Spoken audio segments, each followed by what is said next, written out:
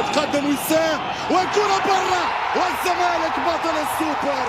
الزمالك السوبر يخطف السوبر، الزمالك السوبر يسجل اغلى سوبر. الزمالك يربح بطولة افريقيا رقم 13 في تاريخه. اهدرها وسام ابو علي، كرة في القايم والكرة برا، والزمالك الزمالك بطل افريقيا، الزمالك بطل السوبر. يذيب يخطف اللقب الجديد للقلعة البيضاء. هذه هي الكرة، هذه هي روح الرياضة، هذا هو الديربي. هنا تقدم الاهلي ببنالتي وسام ابو علي، ورد الزمالك بهدف ناصر منسي.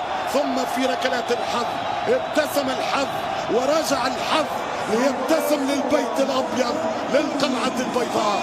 الزمالك كان واضح انه محضر لقاءه تكتيكيا وبدنيا وبسيكولوجيا، وهذا تجسم في ضربات الجزاء في ركلات الترجيح.